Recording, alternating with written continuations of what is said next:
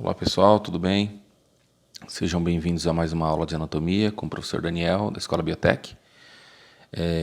Aqui nós vamos falar nesta aula sobre o sistema cardiovascular, o sistema linfático e também vamos falar um pouco sobre o sistema hematopoético, através de um sistema que nós chamamos de sistema circulatório, tá?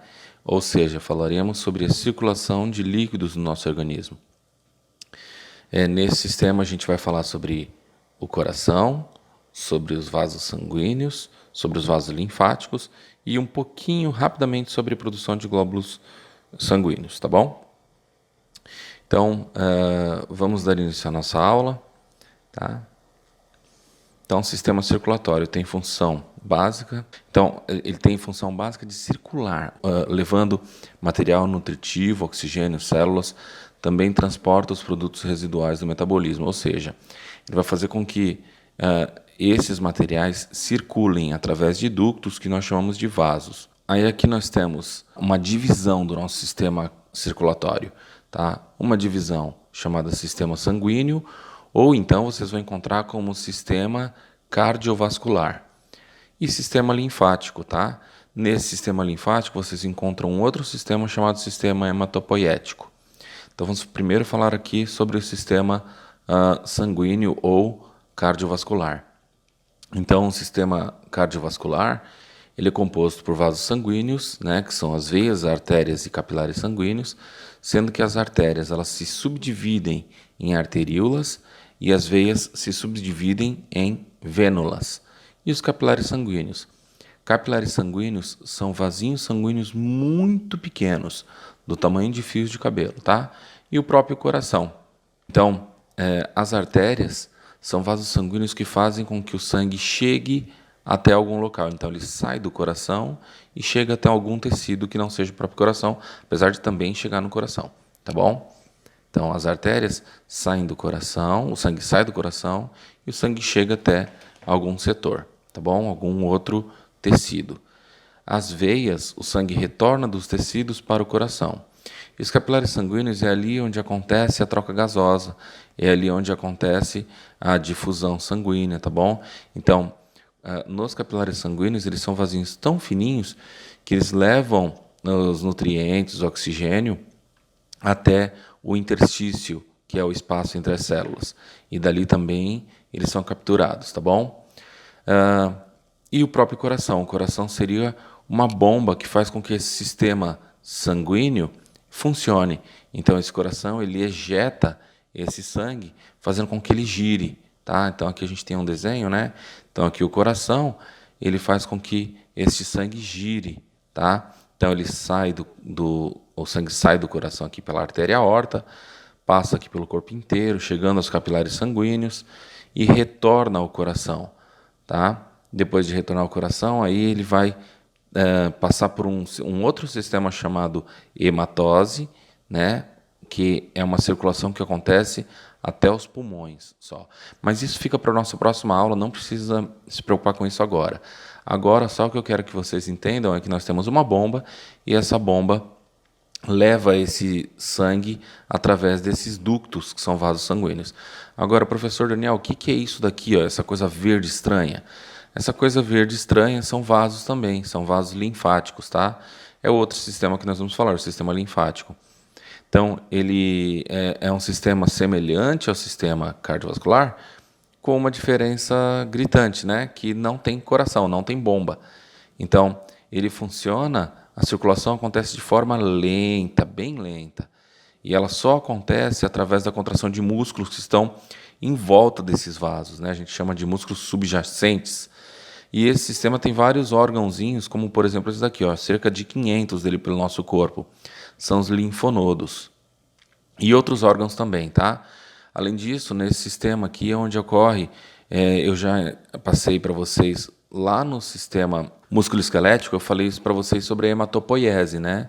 Então, a captura dos glóbulos sanguíneos é feita por esse sistema. Então, ele retira do interstício e leva até os capilares sanguíneos. E aqui ele circula, esse sangue circula já com as novas células sanguíneas, tá bom? Então, esses são os dois sistemas que eu vou passar para vocês hoje, mas com ênfase no sistema cardiovascular, tá bom? Então, por isso nós vamos falar hoje muito mais do sistema cardiovascular. Sendo que nós temos aqui um órgão que é o órgão principal desse sistema, que é o nosso coração. Então, o coração ele tem função de bomba, não é? Então, lembra que eu falei que ele vai jogar o sangue? Ele vai ejetar o sangue porque ele é uma bomba. Então, ele tem função de bombear o sangue, tá? Lembrando que as funções desses dois sistemas aqui são circular líquido, né? Um deles circula o sangue e o outro circula um líquido chamado linfa, tá bom? A linfa, para vocês entenderem, a linfa ele é a parte líquida do sangue apenas. Então é como se nós pegássemos apenas a parte líquida do sangue, essa parte ela vai lá para o interstício celular, só que quando ela está dentro dos vasos linfáticos, ela vai ser chamada de linfa, tá bom? Mas é o mesmo líquido do sangue, que é chamado de plasma. Inclusive esse líquido agora está em alta, né? Porque estão tentando fazer uma cura para o coronavírus através desse líquido, do plasma sanguíneo, porque nesse plasma a gente tem dentro dele os anticorpos de memória, né? E esses anticorpos eles podem ser úteis no combate contra o coronavírus. Na verdade, é uma coisa que está sendo estudada, isso não é novo, já se usa há algum tempo, né? E estão tentando adaptar isso a um tratamento para o coronavírus. Então, o coração ele atua como uma bomba contrátil, né, propulsora para que ocorra a circulação do sangue. Sua posição corresponde à região mediastina. O que quer dizer isso? Que ela fica bem no centro do corpo aqui, ó. Tá bom? Mediastino, situada na porção medial da cavidade torácica. Então, lembra que eu falei para vocês que tem os pulmões aqui, e entre os pulmões a gente tem o coração? Então, tem até uma aberturazinha ali, se vocês olharem na aula anterior, tem uma aberturazinha assim, ó, no pulmão, que é para que caiba o coração, né? Situada na porção medial da cavidade torácica, entre os pulmões, atrás do externo. Que externo é esse com S? Aquele osso externo que fica aqui na frente, né? Então, atrás do externo, à frente da coluna vertebral. Então, lá atrás do coração, nós temos a coluna vertebral. Acima do diafragma, então lembra que a gente tem aqui um músculo chamado diafragma? Então, ele fica acima do diafragma, né? O coração apresenta um ápice voltado ligeiramente à esquerda. Então, o ápice do coração é isso daqui, ó. E esse coração, apesar de a gente estar com ele quase que centralizado, ele é voltado à esquerda. Então, olha aqui, ó, nessa imagem. Tá vendo? Ele tem um ápice voltado à esquerda e ele tem uma base, cadê? E uma base, posição medial, não tendo delimitação nítida devido à presença das raízes dos vasos sanguíneos. Ou seja, nós temos aqui os vasos sanguíneos, né? Então, aqui nós teríamos uma base do coração, só que não é tão nítida porque a gente tem a presença dos vasos sanguíneos aqui. Tá bom? E aí nós temos também as aurículas, que são esses dois apêndices aqui do coração, que eles delimitam o que nós chamamos de átrio no coração. Mas a gente vai aprender isso daqui a pouquinho. O coração, se a gente fizer o corte da forma certa, ele abre por inteiro. É como se ele fosse todo enrolado, como um rocambole, e a gente consegue desenrolar fazendo o corte certo nele, tá? Então aqui nós temos o próprio coração, né? E os vasos sanguíneos que estão localizados nele, tá? Todos os vasos sanguíneos do coração estão na base do coração, tá? Nós não temos nenhum vaso sanguíneo na parte ventricular, no ventrículo dele, próximos ao ápice, tá bom? Então nós vamos falar da parte interna do coração. A parte interna do coração, então ela é dividida em 4 partes, tá bom? 4 câmaras. Então nós temos 2 átrios e 2 ventrículos. Então isso daqui é um coração que foi cortado, né? Foi cortado. E aí a gente consegue ver que nós temos aqui, ó, então, um átrio chamado de átrio direito, um átrio chamado de átrio esquerdo, um ventrículo direito e um ventrículo esquerdo, tá? E aí nós temos aqui, ó, uma divisão entre os 2 átrios chamado septo interatrial, né? Ou septo superior. E nós temos um septo interventricular ou septo inferior, tá? Nós temos aqui um outro septo, tá vendo? Horizontal. Esse outro septo ele divide os átrios dos ventrículos, tá? Então, aqui, o sangue que está aqui, ele só pode passar para cá no momento certo, mas ele nunca pode sair daqui e voltar para cá. Por esse motivo, o coração tem essas válvulas aqui, tá vendo? Isso daqui são válvulas. Então, para que o sangue não retorne desta região para essa região, tá bom? Então, vamos lá, vamos fazer a leitura aqui, que eu acho que fica mais fácil. Partes internas, tá? Então, átrio direito, átrio esquerdo, ventrículo direito, ventrículo esquerdo. Acabei de passar para vocês, tá bom? Constituição da camada mais interna corresponde ao endocárdio. Então, essa camada interna do coração a gente chama de endocárdio. Então, aqui, ó, eu deixei até como se fosse aumentando, tá, a imagem. Nós temos o endocárdio aqui, tá? Então, formado pelo endotélio, camada de vasos sanguíneos. A camada média dita miocárdio, formada por tecido muscular e estriado cardíaco. Então, a média, essa toda vermelha aqui, ó, tá? É chamada de miocárdio e é formada por músculo estriado cardíaco, conforme eu havia já passado para vocês anteriormente. Já a camada mais externa corresponde ao pericárdio, uma camada fibrocerosa de revestimento do coração que limita sua expansão durante a diástole ventricular. Ou seja, deixa eu explicar primeiro o que é diástole ventricular. Diástole ventricular é o relaxamento do coração. Então, o coração, ele relaxa onde ele se expande, né? E ele se contrai. Na hora que ele se contrai é a hora que ele expulsa o sangue de dentro dele. Então, essa camada, né, fibrocerosa, chamada de pericárdio, é ela que delimita a expansão do coração. Ela fica mais externa, essa camada aqui, ó, de fora. E essa camada aqui, o pericárdio, ela é dividida em duas partes, né? Ela tem o pericárdio fibroso e o pericárdio seroso, sendo que o fibroso, gente, ele é mais externo e o seroso ele é mais interno. Então, o seroso é o que tem, ele é visceral, ele tem contato com o coração. E o fibroso, ele é mais externo, ele tem contato com o seroso, certo? E entre eles dois, nós temos aqui líquido, tá? E esse líquido ele serve para poder fazer com que, quando o coração se movimentar, essas duas camadas, essas duas fáscias, né? Chamadas aqui de lâminas, faz com que elas não entrem em atrito, né?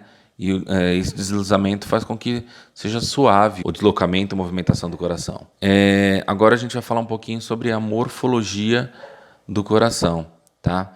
A gente fala que o coração ele é tetracavitário, porque ele tem 4 cavidades. Então, 1, 2, 3, 4. Então, nós temos um átrio direito, um átrio esquerdo, um ventrículo direito e um ventrículo esquerdo. São 4 cavidades, tá? Nós temos, então, 2 átrios e 2 ventrículos, tá bom? Bom, vamos lá. Deixa eu tentar expandir um pouco mais essa imagem, que assim a gente consegue ter uma visão mais ampla, tá bom? Então, nós temos aqui, ó, deixa eu tentar explicar para vocês. Nós temos aqui um vaso sanguíneo. Todo vaso sanguíneo que tiver em azul, ele está rico em gás carbônico, tá? Todo vaso sanguíneo que tiver em vermelho, ele está rico em gás oxigênio. Nós temos aqui esses vasos sanguíneos em laranja, eles estão mais voltados para o vermelho, então a gente pode considerar que eles estariam cheios de oxigênio, tá bom? E aqui nós temos um roxo, esse roxo estaria com mais gás carbônico, tá bom? Então vamos lá. O sangue ele entra no coração vindo do corpo inteiro, através de uma veia chamada veia cava.